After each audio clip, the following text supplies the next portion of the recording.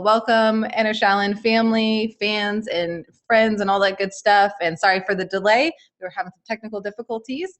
And I'm Sije Jamie Pelaez. I have Sifu Phu here, and also Sifu Larry here, who's going to be manning the Facebook page for us. So if you're watching from Facebook, family, if you have any questions, just put it in the comments below, and Sifu Larry will get it over to me. And if you're in the chat with us in the actual live webinar on Zoom, all you have to do is go to the Q&A and put your questions in there. Or you can, well, actually, no, that's the best way to do it. Don't do it any other way than that. If you're on the Zoom, do it in the Q&A. And then if you have any questions or just want to like chat in general, like about like what's going on and stuff, or talk to other participants, the best way to do that is in the chat section where it says all panelists and attendees. Or if you need to send something private over to us, you can do just all panelists and we'll only be able to see it. So, Amar, great to see you too, and thank you. So we have on Zoom with us, we have Albin, Amar, Brian, Caleb, Catherine, Ate, Melanie, Raf, Rick, and Terry Hall. So welcome, family. It's good to see you. And while you're thinking of some questions, I do have a couple from email. Not very many this week, so figure out some questions soon. No. We'll come up with some cool stuff if you have anything. Also, if you have questions, it doesn't have to just be about techniques. It could be about our upcoming seminar, about the site itself. Like what maybe we had for breakfast. Yeah, sure, you could ask that too. Mine's gonna be a very quick answer. None. Let's see here. Went to the same place because I had the same thing. You had the same thing? Awesome. It was so good. All right, so webinar questions. So this was from Russell White. He's one of our Abbott members. He unfortunately was not able to make it today. He did send an apology, which if you guys can't make it, you don't have to apologize. It's so sweet that you do, but it's all good. You can always catch the replay. We love having you on when you can make it, and hope to see you sometime in the near future, Russell. So he says, you probably showed this before. And he says, in case you didn't show this, how do you deal with someone doing a bear hug from behind, but they grab you tightly underneath your arms, so your arms are free, and they are low and their head is generally hidden or protected behind either of your shoulders, almost as if they would be going to throw you back over their shoulder in a BJJ takedown? I've talked about this, and I did do this before. We did that one where I think it was 2 webinars ago where we did the takedown, maybe 3. I forgot. My brain isn't that sharp been a while. anymore. Yeah. But mainly when you're grabbed from behind, the first thing you want to do is make sure that you're rooted. I'm gonna grab so behind. let's do this real quick. We'll get that further out. Yeah, so it's not in the way. But the first thing we want is to make sure we control them, because they take you through 2 points, okay? They're going to take you through their arms, they're going to take you through their body. So they're going to use their body and their arms to take you. So we have to learn to take control of that. So the first thing we get grabbed is we want to learn how to control the arms. So this way, if she wants to throw me down, she's going to lift their body, and she's going to throw from the elbows and turn her waist. So to prevent that from happening, pin the hands and put your arms towards their elbow. So take me somewhere. So now I can control the arms. If I control the arms, then she can't throw me as easy. The next thing we want to do is make sure that we want to counter them. Like if you know you're eventually going to go down, might as well be the one taking them down rather than being taken down. So on the view that when you go into this, you're going to, and depending on where you feel the energy, you're just going to take a leg out, which whether it be your left or your right, depends on where you feel they're turning you. So if I feel like I'm falling this way, I would step out with this leg. If I feel her taking me this way, I'm going to step out with this leg. We'll use this side just so you can see it. But I'm going to keep the pin, and my job is I'm going to kick the leg out. I'm going to turn my body towards her elbow and turn my waist. So take me down. But you just turn. Oh, sorry. No. But you can see that's very effective. that they're going to go down with it, okay? But in reality, I would hold on. Yeah, in reality, I would hold on. I felt the wrist to break. But in reality, you would just hold on. Just go down with me this time, okay? Yeah, that was a wrist breaker. But you would just get in there in the pin. You were just going to take your hip out, and you're going to bring your arm into her and pull this forward with your turn. So I would just go like this. And I want to bring her body in this motion forward because I want her to go forward so she can't create a stable body. So I kick this forward this way. I'm going to turn my hip that way. I want to bring her body forward that way, and it's going to bring her down. Okay, and then there I can hold on the arm, break the wrist, etc., etc., etc. I don't know if you can see that. We were pretty low. I don't know if that was out of view, but hopefully you can see that. But that's what you want to do. Okay. Now, if they already took you backwards where you feel like you're falling, they're a little too late because they already took you control. You have to get the pins, sink down, get lower. So, because obviously when someone's trying to take you down, there's two ways they'll do it. They'll pick you up or they'll drop lower. They'll either do this and pick you up to turn you, or they're going to drop their body and take you. So depending on how they do it is how you're going to have to respond and make sure that first you got to get lower than them. So it's very hard because naturally people want to get lower to get a deeper root to pick you up or to bump you and create a pivoting point. So our job is to make sure that we're the one that's going to be create the pivoting point, not them. So when you have a point that's on you, just remember you're also on them. The question is where's the driving force going to? Is it going to go this way, or when they go this way, are you going to do that? And so our job is to be able to move that point so it's to our favor, not theirs. So there's always going to be pressure. There's always going to be motion. The question is who's in control of that motion? Who's in control of that pressure? Our job is to make control of the pressure. If you're going to be taken down, be the one that takes him down rather than be taken down by him. So that's one of the ways that you can do it. Now, again, obviously, it depends on situations. Like I said, if I can feel a grab and I feel myself being pushed forward, I want to take a step with it and turn this way and create a strike out if I could. If I can, like I said, if I feel I'm going to go down, I'm going to go down. Okay, going down is not a bad thing. Going down and being dominated, that's a bad thing. Yeah. Okay, so going down is not necessarily bad. It can be bad if there's like 10 people on you. Then that's the last place I want to be on the floor because I'm pretty much moving my mobility to cut angles and move about. So it is dangerous to be on the floor when you're having multiple people. However, if it's one-on-one and he's taking my surprise, and if you're going to go down, if I'm going to go down, at least I'd rather break someone before I get broken. So I'll take as many as I can, so to speak, before I get taken. Take them down with you. Actually had that happen once when I was in 7th grade at a dance. One of my friends decided to say something not so nice to another girl. And when he came back over, I saw that she was clearly distressed and asked what on earth he said to her. So she assumed that I told him to go say that to her. So she came over and started some stuff with me. And I tried to explain to her, look, I don't even know what he said to you. And long story short, she pushed me. I started to slip and I took her down with me and I came out fine, in case you're wondering. And I got jumped by a bunch of people. It's very fun. Not really, but yeah. It's fun if you win. Yeah, which I did, which was a good thing because otherwise my dad would have been a very angry man. So it's not fun if you lose. Would not have been fun if I lost. But yeah, so if you do find yourself in that situation, just bring them down to the ground with you. And if you know how to do the stuff that we're teaching you in the ground fighting section and the energy principles, you're going to be just fine. All right, so that was Russell's question. I hope you all enjoyed that. We have one from Cigar. He says, how do I get energy from the body to a particular part of the body, e.g. your hands for powerful punches? So he wants to know how he can drive his energy to get those powerful punches. I'm still working on myself. I'm figuring it out. No, I'm kidding. There's a couple things you want to keep in mind. One, you got to create the proper timing. Okay, timing is everything to get the connection. We get our power from the earth. So the earth is our first point in which we're going to drive energy from. But from there, it has to go to our point of contact where we want to hit. So if we're going to use our hands, whether it be our arms or our hands, the 3-proof is the way we want to get it from the earth to our hands. So obviously, every point in our body, the joints is what we want to use to connect with. So our ankle, our knee, our hips, our shoulders, our elbows, our wrist. Those are the points in which we have to learn to move to connect to create that timing. But it's also to create the connection in your body and your way the energy moves. Speed of acceleration is the other way, and focus. Those are the things that you want to keep in factor, right? Because you could go fast, but if the aim is bad, then you're just going to graze them, so it's not going to be powerful. So focus is very important. But focus, if it just hits 2 miles an hour, it's not going to do much. 200 miles an hour, put a hole in someone. So the speed, the ability to learn to accelerate upon impact, your focus, and your timing together in connecting your body. You don't want to be like throwing your body first, then your hands second. Because as you're trying to throw, one part's slowing down while you're trying to accelerate the other. It's going to throw the accuracy off of that. Your timing is not going to be as good.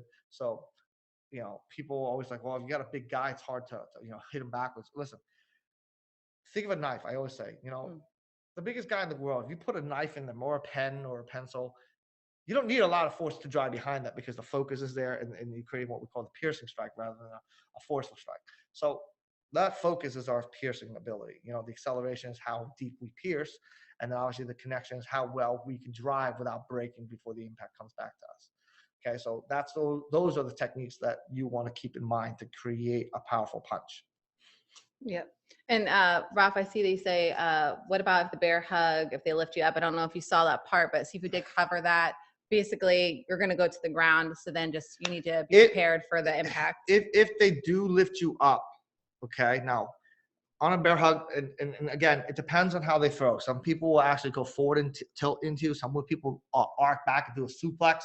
If you're in a suplex, you're in big trouble. If they can get you into that suplex, it's very difficult to get out if they already got you in the air. So pretty much, I would pretty much try to cover my neck and my back of the head as much as I can to protect myself from the damage from that, because it's kind of like how to block a punch after it hits you. It's when the guy gets a bear hug, they lift you up already. You have no root to drive from. The only thing that you have is your connection to them. And the problem is they already picked you up and started arcing you. So they took the control before you got the control. So if they did that, you're in big trouble. The best thing to do is try to bring your shoulders up, protect your neck, the back of your head, and brace for the impact, because you're at a point where it's too late to deal with it.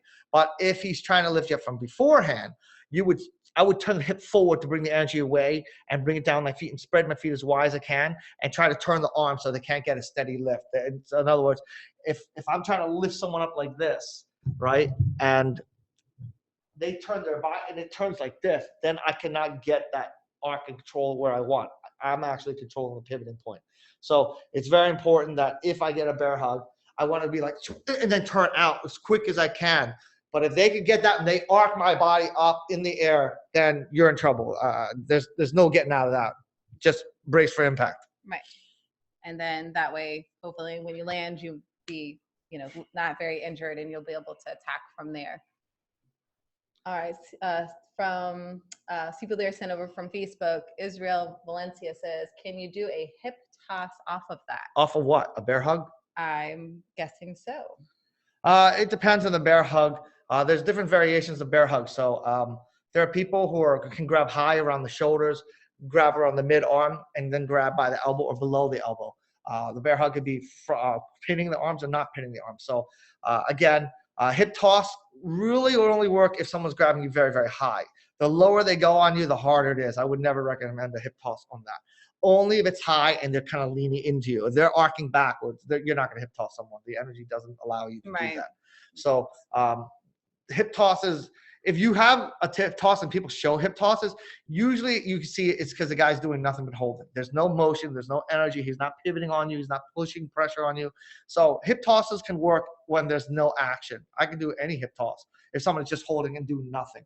But people don't do that. People hold and there's going to be an action. They're going to tilt. They're going to lift. They're going to come in. So a hip toss, like I said, any technique works when a guy's just kind of holding and letting you do anything. That's why techniques, a lot of them don't work in combat, because they're not doing it off of someone's energy on you. They're just holding out their force and allowing you to do anything you want.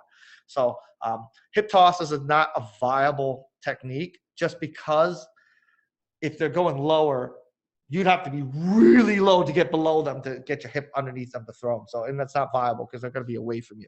So unless they are bear hugging you more like up here and leaning in on you, then anything else won't work. You can see just my body here. You can see how my body's on her. She can grab my hands and throw me from that. But if I'm here like this, you can see the pivoting point. My base is my connection points are very, very different from that. So, and most bear hugs, like I said, they're more from the arm down. Very rarely do you get people up here. You get more people who are very inexperienced would grab up there, but people who have done this before would know that that's really not a good way to bear hug someone. So yeah, hip tosses wouldn't be viable in that situation where it's from below the shoulders. Hey, Melanie, I just want to let you know, while we waiting for some more questions to come in, we have your video critique done. So that will be up this Friday update for you. So thank you for sending that in. And I did see some improvements. So good job. And yeah, you're very welcome. And while we're waiting for some questions to come in, I'm just going to cover some information about our seminar for those that are watching and weren't here last week or haven't been following the replays and the updates and stuff like that. You can go to entershaolin.com/seminar and get all the details, the hotel, the pricing, everything like that. It's going to be September 15th, 16th, and 17th near Washington, D.C. in Arlington, Virginia. So it'll be really close to the national airports and everything. So that way it'll be making it super easy for anyone that needs to fly in. We also have a really great rate on the hotel. I think it's $119 a night, if I remember correctly. And yeah, so that'll be available for the next several weeks for those that want to get a hotel room. It's super cheap, especially for that area. So definitely, if you're planning on coming, make sure you reserve your hotel room. I did get everything straightened out. I don't know who I spoke to at the hotel, but apparently they had everything all messed up. And I was able to talk to the hotel coordinator just yesterday, and everything is straightened out. So we still have plenty of rooms available, so you don't have to panic or anything like that. And for those of you that have never reserved with this particular hotel, Marriott, and a lot of the hotels are the same way, but I know some people don't realize that you actually don't pay until after you come and do your stay. So you can reserve it with your credit card or debit card. You're not going to physically pay for it right now. So some of you have been kind of waiting because you're waiting to have the money or something like that. You don't have to worry about that. You can go ahead and reserve your room now. So that way you make sure you get that discounted rate. So hope that helps everyone. And we're looking forward to seeing everyone that is coming. I know we have quite a few people that have already signed up. And we also have some people that are in the process of getting ready to do so. They're just getting their money in order and all that good stuff. I will say, if you know for a fact you are coming and you are just trying to go, okay, I'm not going to be able to pay until like say August 15th or whatever, but you know you're going to have the money, email me at support@entershaolin.com and let me know so I can go ahead and reserve your spot for you. Or you could just go ahead and fill out the information and then just email me and say, you know, hey, go ahead and send me the billing information. That way you already have the invoice and you can just pay it as you can and get it paid off in time for the seminar. So that way your spot's reserved, because we are kind of, you know, filling up relatively fast and I don't want you to lose your spot. So, and you want to cover real quick some of the stuff that we're going to be doing at the seminar? No. No? Okay. No, I'm kidding. Okay. For those who are wondering what we're going to do, the first thing we're going to do is obviously the basics, creating your structures, getting you to understand what your structure should feel like, and know how to keep that structure under pressure. So that's the thing that you have to develop first. If you've been practicing your 3-proof and everything, you should get it. Now, under pressure, we'll test you. I'll test you personally. Every one of you, I'll be testing you on a personal level, and test where your energy is. We're going to test your ability to stay in structure and movement, because that obviously no one's going to stay still in a combat. There's always dynamic forces, and we have to teach you how to do that. You're going to learn how to create the first, what we call the 6 punches. Understand how to handle the first 3 types of punches, or straight arc punches around the face and low punches to the body. And you have to learn how to basically learn how to intercept these points, know how to create the contact points. We're going to learn how to create from that the ability to attack from that, to counterattack. So we're not teaching how to block. So, you know, you'll understand a lot of principle and mental state of what you should be doing. So then we'll build from that, from basically creating a structure and creating point control, then learn how to hit from point to point. So your mindset is not to teach you how to block. We're going to teach you how to go from point strike to point strike. It should feel very powerful. You have to learn to stand a horse stance. For those who are wanting to understand what it really is, you should not feel like if she's punching me, like you have to put your body into it. You should feel like you can move them and not be affected by them. Your job is to learn how to control energy, not fight energy, not overcome energy. So we're going to teach you the understanding of that. You're going to learn how to create the basic entries from straight lines and hook punches, and then the combinations between. So we teach you how to create an understanding of knowing how to create counter-striking techniques as opposed to blocking techniques, where a lot of styles, they create defensive first, then offensive second, which is really a waste of time, because by the time you're finish your defense, you'd already have a punch coming in your face. You have to know how to attack while attacking. You counterattack while attacking, but you will not learn how to defend. It's a waste of time. So we teach you mental states, like I said, and they're going to teach you understanding how to apply that concept into combat. And you will also learn how to understand how to project energy from your stances, how to find your root. You know, I always teach, you know, You get forward energy two ways. You get it through leaning, you get it through rooting. So we're going to have to test your rooting ability. You have to get in the habit of when you're driving, everything turns and sits. So we're going to teach you how to develop that. Discover your body and learn how to develop that. Because if you can get that as your basis and understand how to find your energy through that, then you can start to build that from that. And everything comes from that. The basic fundamentals is the root and the three proof. And so we're going to build you on that, get that to become something that's not just second nature, but first nature for you. So something that like you're not doing, it's something you're living. So everything I'm going to show you, you're going to learn how to use it to your, I was just say your lifestyle. Well, that's a better way to everything, you know, from picking up your keys, how you sit, how you move, how you turn. When something comes near you, rather than feel like you're moving away, you're going to turn and bring your energy up. You're going to find that connection. We want you to find the energy that's in you. And so we're going to try to bring that out of you.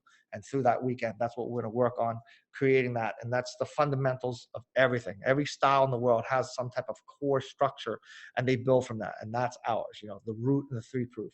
And then understand how to manipulate that energy within that three proof and core and the root and everything. Okay. Melanie asks, is any news on future seminar in Utah? If you can set it up to enough people, we'll come. Absolutely. Yep. Just like anything else, Melanie, if you know for a fact that you could have a big group and they're interested and we can make it make sense, getting us all to fly out there and everything like that, then we would love to do that out there. If you're affiliated with other martial arts school, maybe you can talk to them and say, listen, we have somebody come in, show them the website for a little bit, let them see it. And then if they're like, yeah, we would love to have them come, maybe you can combine like 3 or 4 different schools to come at the same time. Then it'll be great. Yeah, we'll definitely come out if you can set that up. Absolutely. I'll blow their minds away. And for those of you that are joining us, it's also the reason we picked this time. It's literally right in the middle of before Sifu's, or right after Sifu's birthday, right? Because yours is first on the 13th. The 13th. The first team. Right. So his is like literally it's right after. So on the 15th. So his is on the 13th, and then mine's on the 21st. So we want to have it kind of in between our birthdays and everything. And we can celebrate our birthdays. Yeah. We'll go out and eat dinner. And we also have a member whose wife, they might be coming, and her birthday is going to be right around that same time. So it could be like a big giant birthday party of learning Kung Fu. Like that's the best present ever. I think that's awesome. All right. So that is good. Birthday. It's not Sifu Larry's birthday, he said. We'll still celebrate yours early. We'll celebrate pre-birthday. Can you have donuts? We'll get you some donuts. I'm sure there's probably some decent donuts somewhere nearby. And for those of you that haven't checked out the seminar too, the reason we picked the area in Arlington that we picked is, one, it's more affordable than being directly in DC, but you're still really close to all of the sightseeing. So if you do want to come in an extra day early or stay a day later or something and sightsee, you'll have the ability to do that. It's very, very convenient. Also, there's tons of restaurants within a short walking distance. So that's why we picked out that area. And it's our nation's capital. That is correct. So we thought that would be good. For Forrest Gump. So we thought that would be a good way to have our first full Enter Shaolin seminar. So that is good. Does anyone else have any questions? Anything on techniques? Maybe you're wanting to share your webcam because you want a live critique, because we can do that here as well. Obviously, you're on Facebook, we can't help you with that. But if you're here with us on Zoom, on the webinar platform, if you want to have something critiqued live, you can do that. So for those of you that are not Abbott members and you don't get your monthly critiques all the time, this is a great way for you to do that if you're not camera shy, obviously. Everyone's quiet today. What should we talk about? Anything you want to share with them? Teach them? Teach or share or talk or about either. Any of them. Oh, I have nothing to say. No, how to shoot fireballs out of their hands. I can pretty much just say, like, if you guys are thinking about coming to the seminar, not sure, please come. I promise you, you will really, really be happy that you went. You will see that that energy feeling is not like what you see. To experience it by feel is totally different from what you see. It's like watching someone shoot a gun and being able to shoot a gun. It's a totally different thing. Mm-hmm. You know, driving a car versus watching someone drive a car. The feel is very different. When you can feel that energy, it's going to be very, very different. And it'll help create that foundation to help you to build, because once you can recognize that energy, you can build from it.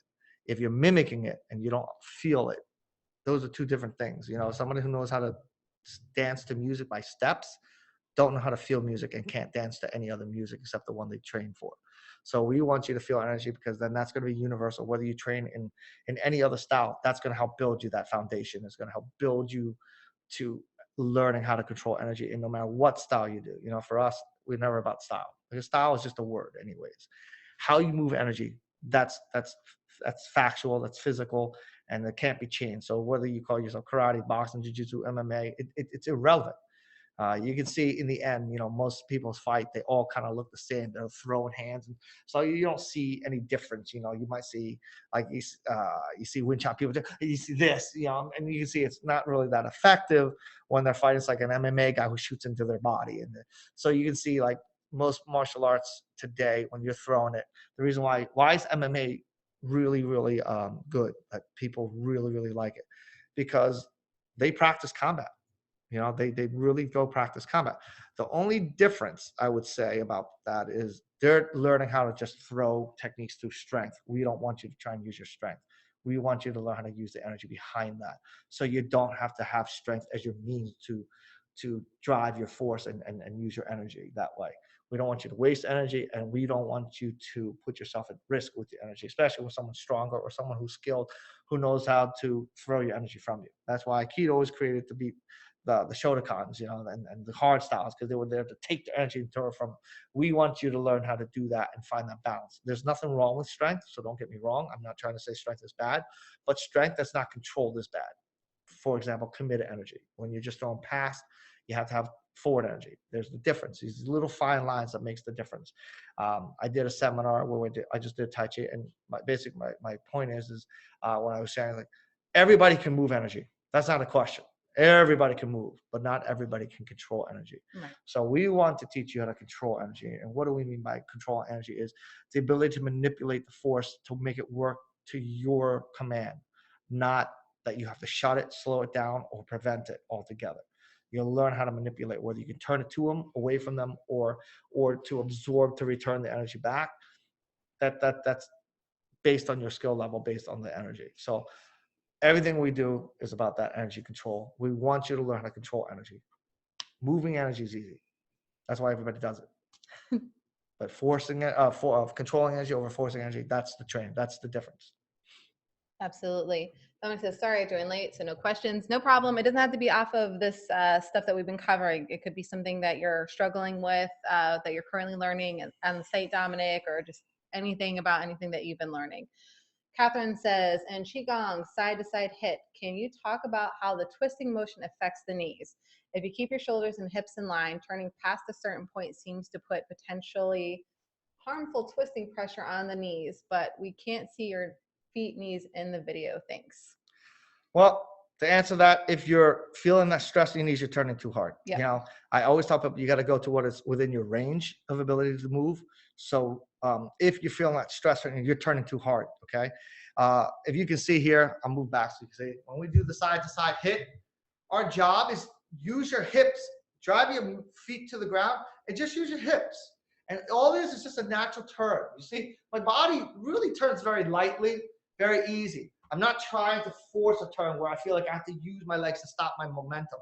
The harder you turn your body, the more energy it's going to take to try to return back the opposite way. So you're going to try and slow it down using your knees. That's why you feel the stress. You only want it to where it just has a natural turn. I'd say no more than 45 degrees when you turn left and right, from the left and the right when you turn. No more than that. When you start to go like this and you start to force, then you're starting to strain and you're starting to stress the body to create the turn.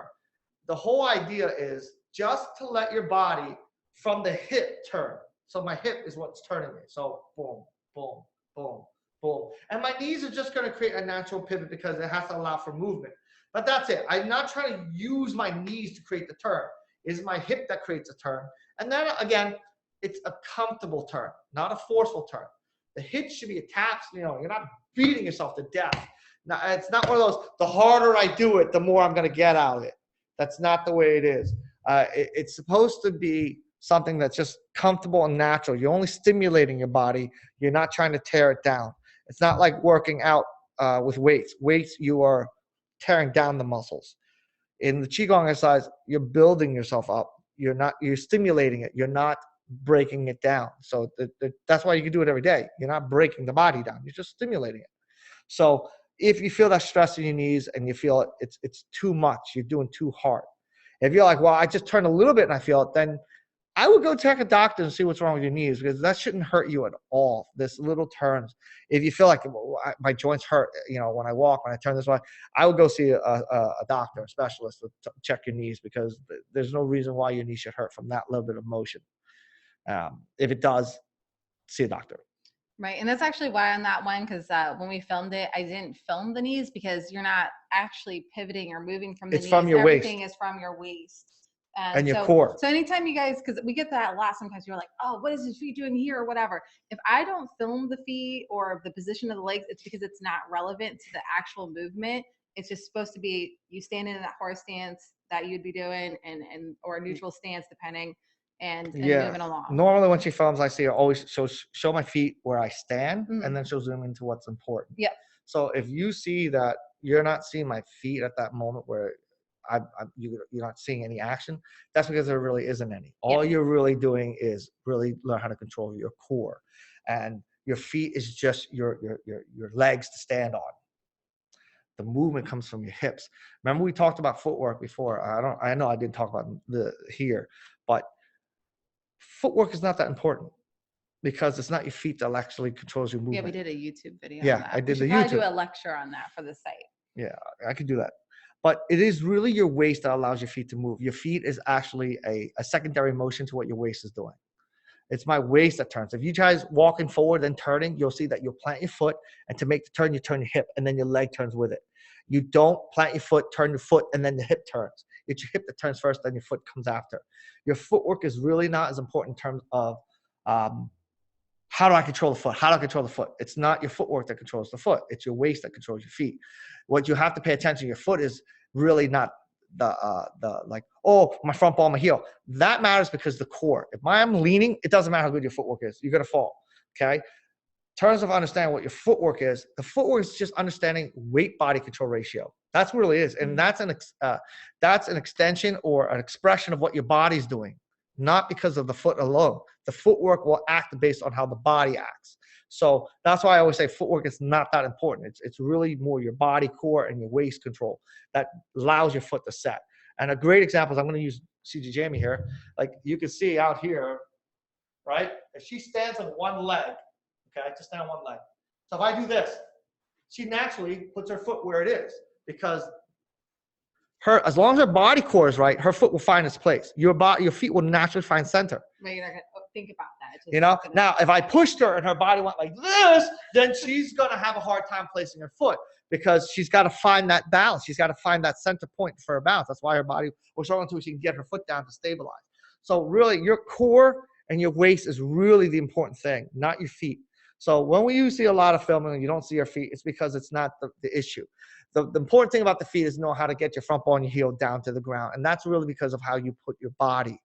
Okay. So when you see us take the horse stance, then you see the feet. It's only so you can see how wide I'm standing. That's the only you really need to see. Okay. And usually it's about the width of your shoulders. Any standard horse stance is about the width of your shoulders. So, understand that's all we need. And then from there, if you don't see my feet in motion to any kind, like you see my body moving, she's not filming, that's because it's not relevant. It's irrelevant at that point. And your foot is, like I said, is obeying to the body, obeying to the waist. And so when you see, like in Tai Chi, when you see me do turns, she steps out, she films the feet. That's because you need to see how my body is turning my weight with my leg, and that's important for you can see that. But again, if you see in Tai Chi, we do like a lot of this, and she films my feet. It's so you can see that I'm picking up my foot. That's all you're seeing. How do I do that? Because I shift my leg, and I turn my hip, and my foot will go up because of that. That's what's the relevance. That's why you would see that, because you can see what my foot is doing, but it's only because it's obeying the waist. But you need to see that foot so you can see what it's doing right. But for the most part, you don't need to see my feet if she's filmed from the waist up. We only want you to see and focus when we film, what you really see is really what she's important. focusing on, Yeah. what's important. The Otherwise, base, people start overthinking everything. yeah. Yeah. And you gotta understand the base, the core, that's it. You know, your core is the most important thing in finding your center and the connection between your hands and your feet and the ground. Your core. So that is the most important thing. Like if your core is off, you're not going to be balanced as easy. You're not rooted to the ground as easy, and you're not going to be as accurate with your arms because your body's already off. And the natural thing is when you're tilting, you will naturally compensate. Your body will naturally do that. For women who wear high heels, my chiropractor talked to me about it too. You know, he says it's not good for women because what happens is when you're going to heel, you have this natural tendency to fall over. If you took your tippy toe from where you stood and you went to tippy toe, you're going to have that one feel to fall over. But your body instinctively compensates. So even though I'm on my heel, I will naturally create this backward lean to compensate that. And that stresses the lower back, and that's bad for your back. Okay? So all these things, it's all because of what the core is. If your core is good, your feet will naturally obey it. So when you don't see the feet, don't worry about it. It's not an important thing. Yeah. And we are actually going to be refilming the Qigong because that's for those of you that are on our site, you probably noticed like our new camera and everything sounds better, everything looks better when we film. So everything is better. Right. So we are going to be refilming that at some point in time, as well as for those people that are not a part of the membership site and are just interested in our Qigong and Tai Chi and just the healing parts of the arts. We are going to be creating a course where you can just get those things too. So that's all coming up, but we got to do a lot of refilming and all that fun stuff. So fun. Lots of fun. So thank you for that question. All right. So Melanie says, I find myself leaning backwards a little when I do my front kicks. Is this because of lack of flexibility? Well, I didn't see your kick, so I don't know. If you're kicking to the head, you know, depending on your flexibility. Now, people are very flexible. They can hit a higher range without sacrificing their body. If you're tight, you're going to naturally compensate by bringing your body back to get that range that you need. If sometimes people lean, like I said, I have to see the video in order to understand what it is you're doing. But if you find that you're leaning backwards, it could be because you're not getting your root. Okay, your root is very important for us. When we kick, we root into the ground to kick, so you can see. But if you don't root, you're going to throw your weight to get that. So remember I told you before, you get forward entry two ways. You're going to do it through leaning, you can do it through rooting. So if you find yourself leaning, and it's not because of your flexibility, then it's because you're driving power through the lean rather than the root. I would turn my hip, find the ground before you try to kick. So if that's the case, do it properly. If I'm going to do it like a front kick, let's say, I want to feel the ground. I want to feel, and then I can get my kick from that. If I'm kicking higher, like again, you can see I'm always having that little bit of a sink. You see my knee go forward, my hips come down, so I can get that kick and I can drive that kick out because of that.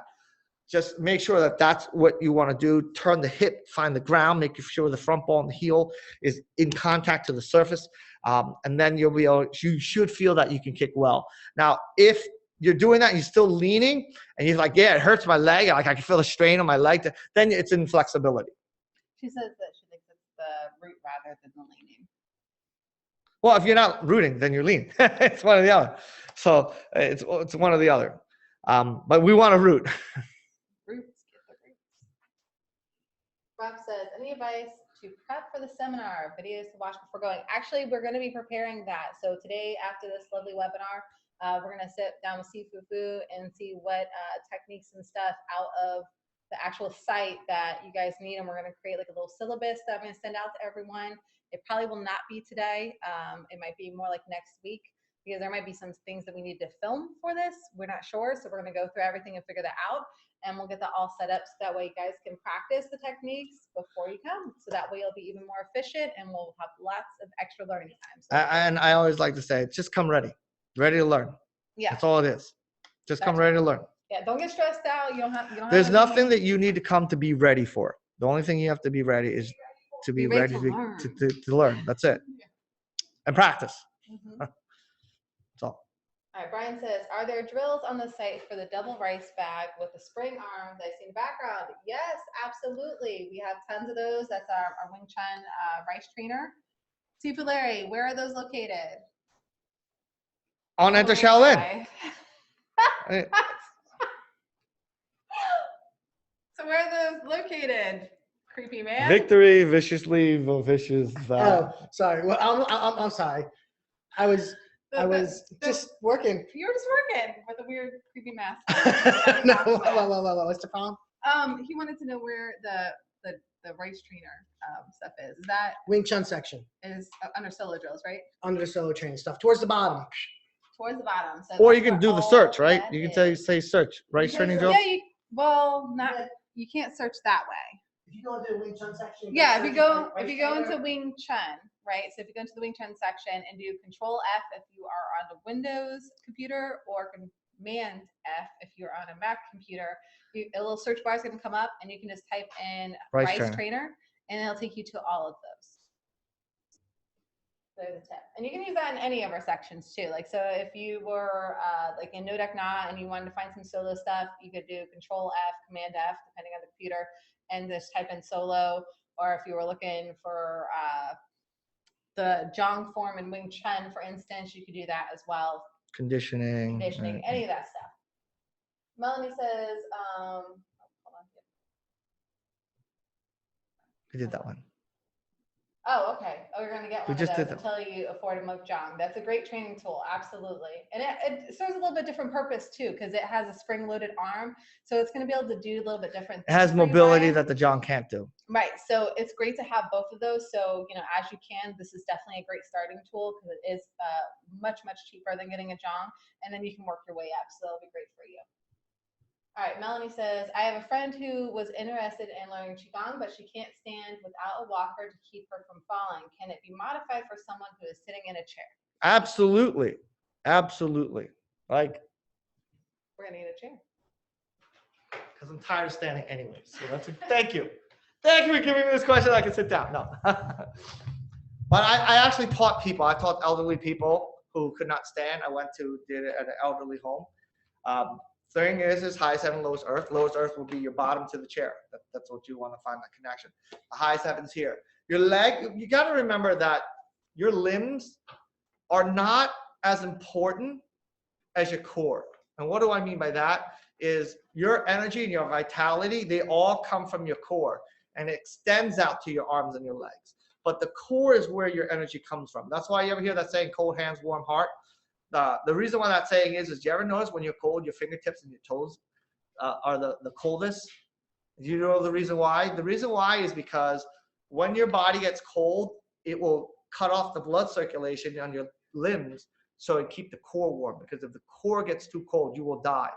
So it will sacrifice the limbs to keep the core warm. That's why that saying comes out, cold hands, warm heart. So if you hear someone say, oh, your hands are cold, and you go, oh, cold hands, warm heart. That's the reason why. When your fingertips are cold, your toes are cold, your body will shut down what is not necessary to keep what is necessary to be alive. So your core is your energy. That's really the most important thing. This is why your body structure must be the way it is. Your limbs, don't get me wrong. If you have limbs, doesn't mean you ignore it. We want to nurse it as well. But if they go to where you can't stand, get in a chair. They can do the Qigong exercise. So if they're doing like a circle of the ball, they can sit like this. Because you're getting from your core energy and you're going to bring it out to your limbs. That's the goal, because we just don't want to build here as long as we have arms and legs.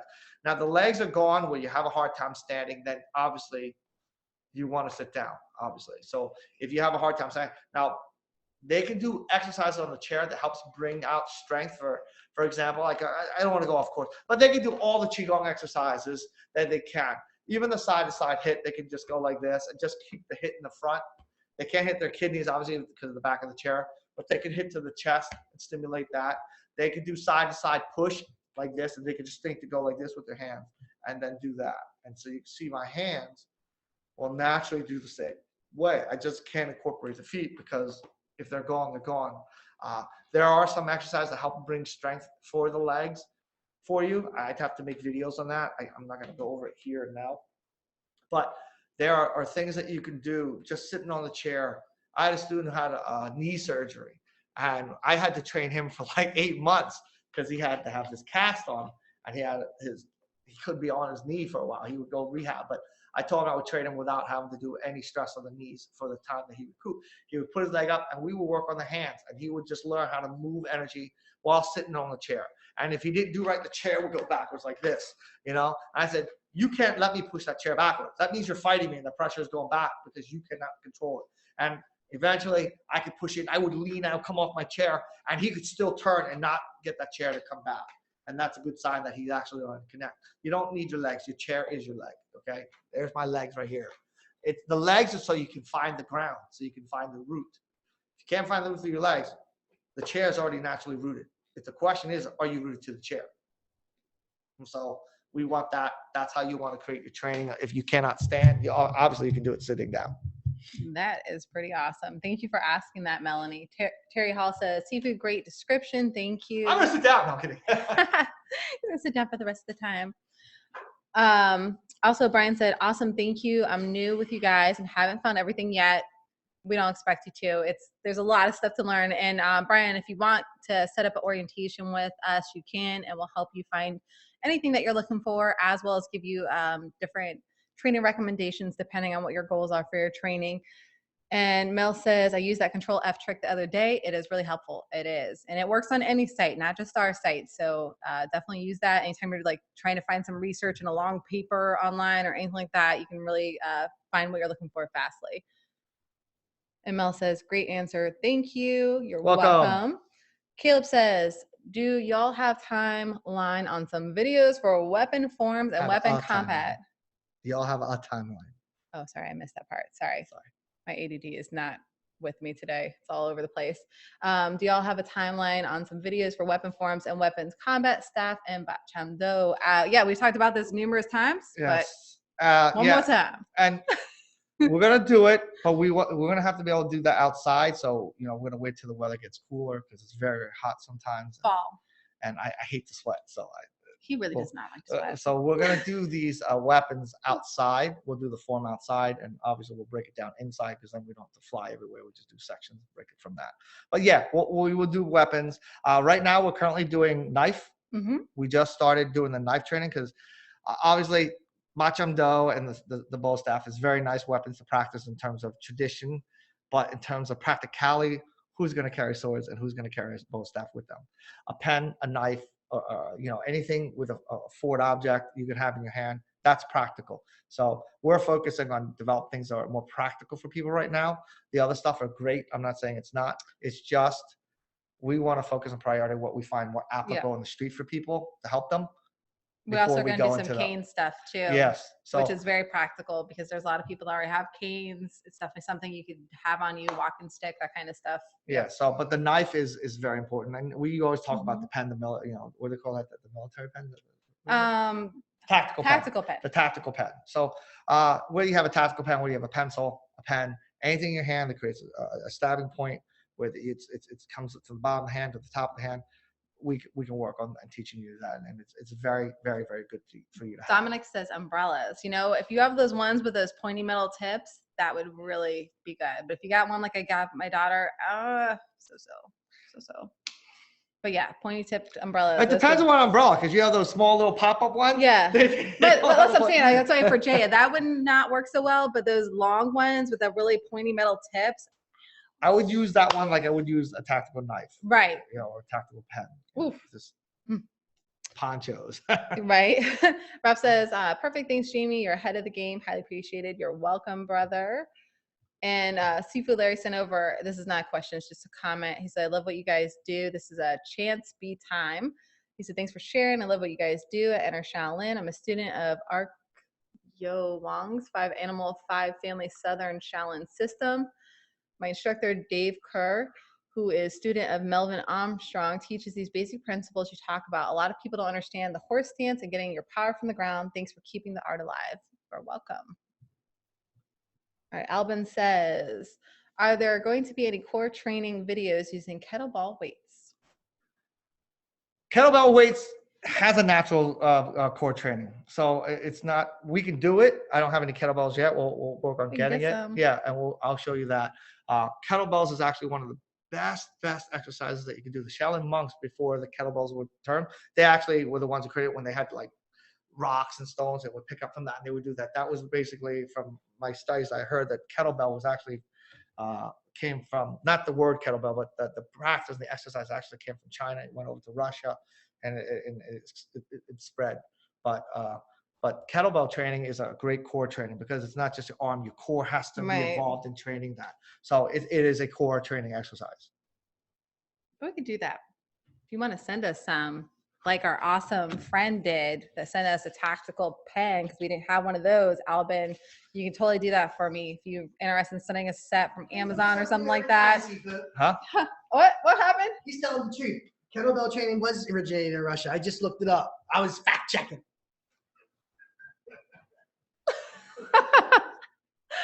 But yeah, if you want to send us some, we could do the training a lot sooner. The difference And- between a tactical pen About to and a show normal you. pen is the material it's made with a point. Mhm. That's really what it is. So this is much more hardcore than the average Pen's pen. made of plastic. Now there are pens are This made of is metal, metal. very expensive pens. You know, that's made Those of would metal. be really good too. But if you see this point right here, let's see if we can get it to zoom in and not, well, it's not going to do that, but I was trying to get it, but it's really You a just have to hard move it through the tip. camera. See my finger? Look, it's bigger than the camera. No, I know that, but I was trying to get it to like actually focus and it's not doing that. But anyways, Oh. you could actually break glass with this. So like if you were stuck in a car, you know, and water's filling, you could bust the window open with this. So that's why that's the big difference. It actually is a pen, so you can put in the pen pieces and actually use it as a pen as well. You pull it. Remember, you don't turn it. Yeah. Oh wait, we pull it. We had to figure this out. We were like technical dummies. All Pull right. that one. Yeah. There we go. So that's the There pen. we go. And it actually comes with extra cartridges for the pen too. So it's kind of neat because it has multi-purposes. You know, if you're in an emergency situation, it can help you. If you need to defend yourself, it can help you. If you need to write, it can help you do that too. So that's the big differences there. And we also, if you go to entershaolin.com/tactical pen, you can get the same one that we have right here from Amazon. It's pretty affordable, actually. Great little tool to have around. I'm going to get one for my car. Or you can just get a pen. Works as long as it's metal. It's solid. Well, I was just In thinking terms if I of need combat, to, in terms of, not in terms of breaking the window. right. I'm just But in terms thinking, of you know, combat, break a window. That thing it's will work. very applicable. Pencil will work. The only difference is in having a pencil or a pen Mhm. versus a tactical pen. It's obviously the material. That's not going to break as easy. If you hit wrong, you angle right, you can break the tip of a pencil. Hopefully, you break it inside their body if you're being attacked, and that's a good thing. And then you would just stab again. But the material makes the difference in durability. That's Right. all it is. Right. So if you have, I mean, yeah, In terms obviously. of technique-wise, if you do it I've right, actually stabbed it someone with a won't pencil break. before, so it works if you ever need to do that. if you do the technique right, even if you have a pencil, and if it's a sharp pencil, and you do the Mm-hmm. technique right, and you create the natural thrust, the pencil won't break. It only break when you create improper follow throughs and you kind of. I did a good job then because it didn't break. You can wind up I breaking. just and injured everything. them. Yes. So there you So go. with strong materials, you have more room for error, Mhm. and you can have that and not worry about it breaking. Where something like a pencil, it has to be more accurate. So obviously, high skill level people can actually use a pencil very, very easily. Me, I like the tactical pen because I'm not highly skilled. So I prefer to do that. Yeah, Sifu Larry forgot the mask that time. He was just trying to, you know, break state and get you guys to pay attention in case you were, you know, dozing off. But I doubt you were because, you know, these seminars are just and webinars are awesome. So it's all good. Ponchos. Poncho is a weapon. Well, Everything's a weapon. It's all how you want to use it. You can use Yeah. a poncho to wrap it around someone's face so they can't breathe and hold it around them so they choke. but only do that if it's life or death. Okay. We're not I'm not promoting killing. right. We're not promoting. And I don't promote murdering. I promote Business self-defense. card. How could you? Yeah. Well, that's the thing. You are the weapon at the end of the day. Everything else is just an extension. Just like a gun, it can't hurt someone unless there's someone behind it. Same with a knife, all that good stuff. Absolutely, Kat. All right, family. We'll hold out a few more minutes because we were running a little bit late. See if anyone else has any questions. And then if not, we'll wrap it up. And we got some filming to do for the site after we get done with this. And this replay will be up with our weekly updates. If you're part of our email list, you will already get that every single week. If you're not getting the updates, but you are a member, email me at support@entershaolin.com so I can figure out what's going on and help you make sure you're getting your updates because they're really important. That way you know what's going on with the site, you know any webinars, seminars coming up, you get all the replays, everything we do, any new content that we put out, you get all the goods. All right, if you guys don't have any questions, I got a joke if you want to hear it. He's gonna tell a joke, and I'm gonna figure out what Sifu Phu Ngo is trying to mime to me. All right, so this Pope is walking through Rome, and he winds up tripping among one of the carts the Jews were selling on, and he's like, I had enough of the Jews being around here. And so he made a decree that all the Jews had to leave Rome. Well, the Jews, being under protection of Rome, were feared that if they got kicked out, they would be attacked by their enemies. So they cried to stay. So the Pope hears their cry and he says, fine, tell you what, we'll have a contest. If you Jews win, you can stay. But if we win, you guys have to leave. So seeing how the Pope had made up their mind, they didn't want to push their luck. They accepted the challenge, but no one wanted to challenge the Pope because he was the Pope. But there was a man who was named Moshe, and he was a street cleaner. And being that he was a street cleaner, he didn't have much in life. So he figured, I don't have much to lose, so I'll take the challenge. But being that he was a street cleaner, he wasn't used to talking to people. So he had very, very, very poor speech etiquette. So he said, I'll take the contest as long as no one speaks. Then the Pope agrees. So the contest begins, and the Pope goes like this. Then Moshe goes up and he goes like this. Then the Pope waves his hands above his head like this. And Moshe takes his finger and points it straight down like this. Then the Pope takes out an apple and wine. The bread and wine, bread and wine. And then Moshe takes out an apple.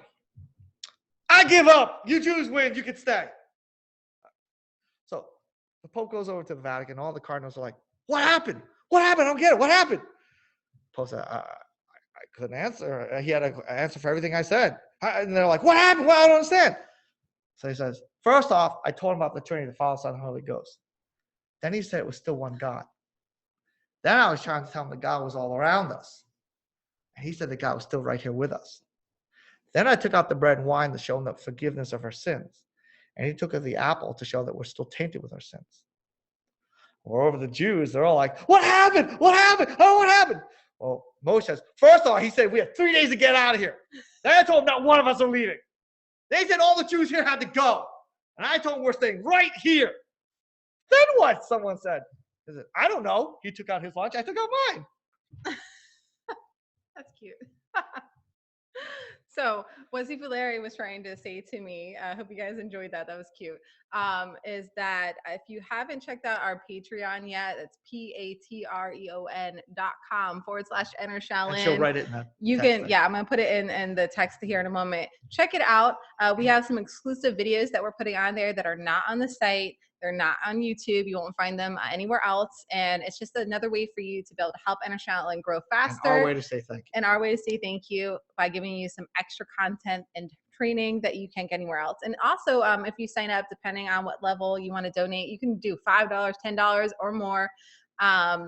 There's different stuff that you get. So there's different goodies like, t-shirts, and you can, even request different things that you would like for us to put just for the patrons that help us out. So I'm going to put that there. Sifu Larry on Facebook's going to put it in the chat as well for you all. So you can check it out. It's just another cool thing that we do to be able to get out more fun training out to everyone and help Enter Shaolin grow faster. We started it to help us be able to get our second camera and some of the other equipment we need so we can start doing DVDs. I know a lot of people have been asking about that. So that's going to be up there. Another thing is next week, I will have a full list of all the equipment that we are looking to get in an Amazon wish list. So if you don't want to donate, but you want to be able to buy a piece of equipment and send it to us, you can do that as well. We had a couple people asking about that. So I am going to have that available next week there too. And I will send out an email about all this information as well. And we want to say thank you and appreciate for everyone who does. Yep, absolutely. We thank everyone, whether you're a member, a fan, whatever, it doesn't matter. You're all part of our family. And we're so grateful that you decide to come to us to get your training. Some of you supplement your training that you have with your Sifus or your senseis. It doesn't matter whether you're just training with us exclusively or not. We love you all just the same. And we really appreciate that you're helping our vision to be able to provide some of the best Kung Fu around the world. So that's why we created this site. And it was a lifelong dream of mine for quite some time to be able to train like this. Yeah, mine too. He was already living the dream. I was just a poor little girl trying to dream the dream. But I'm so grateful to be a part of this family and to be able to have this content, be able to go out to tons of people around the world. So it doesn't matter where you're located. You know, sometimes we still get people all the time going, I'd love to come train with you guys, but I'm all the way here. Well, guess what? We have a whole online training library that can help you train with us no matter where you are in the world, as long as you have a somewhat decent connection to the internet and you got some kind of device. It could be computer, it could be laptop, it could be a phone, tablet. Yeah, tablet. We're here for you, and we're here to help your Kung Fu grow. Unlike some sites, we're here for you. Like if you comment, we're gonna get your comment answered. Sometimes we're gonna even send a video response back and not just a comment. We have critiques, we have orientations, we have all kinds of stuff. Lectures, these webinars, we have all kinds of things to keep you guys tied in and included so you can be a part of the team and be able to help your Kung Fu skill grow. So it doesn't matter if you're totally new to Kung Fu, you've been doing it for a while, we got something for everyone. So for those of you watching who have not checked this out before, go to entershaolin.com/join and check it out. If it's not for you, 14-day money back, no questions asked, guarantee. So haven't had anyone take me up on that yet. So check it out. All right. So I'm going to wrap this up real quick. I'm going to send this link. And do you have any other funny jokes while I do this? I do have a funny joke. All right. He's got another funny joke. So this boy's praying to God, and he's like, God, how much is $1 million worth to you? And God answers like, oh, about a penny. He's like, well, God, how long is 1,000 years to you? He's like, about a second. Boy goes, well, God, can I have a penny? God says, sure, in a second.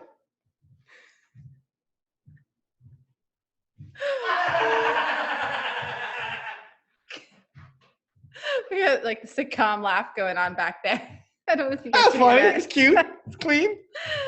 Cute and clean. We like that here. All right. So thank you, family. I don't see any other questions. I hope you enjoyed this webinar. You learned some good stuff, got some laughs at it as well. Make sure that you check out the replay later. If you missed parts of this, you can also pass this on. Don't be afraid. If you're on social media or you know friends that are interested in martial arts, Kung Fu, all that good stuff, you can email it to them. Better themselves and health-wise. Yeah, you can send this on. That's another way you can help us grow faster is anytime you see us do a post on social media. We're on Facebook, Instagram, Twitter, Google+. I think we're also on a few other places as well. Just share it. That's the easy way to do it. If you see us on YouTube, you can just share that link on your favorite platforms, and it just helps us get the word out that much faster. And that way we can have a bigger family, and we can have more events, and we can do more awesome, cool stuff. The joke section won't be that much. I don't have that many good, clean jokes. I have other kinds, but I won't ever repeat it. Oh, well, yeah, we'll try to keep this clean. So, but good idea. Maybe we'll think about that in the future. We'll have like bonus, Friday jokes from Sifu Phu. All right. Thank you, family, for enjoying this webinar with us. We're going to see you next week, weather permitting. And yeah, we'll see you then. Bye for now. Bye.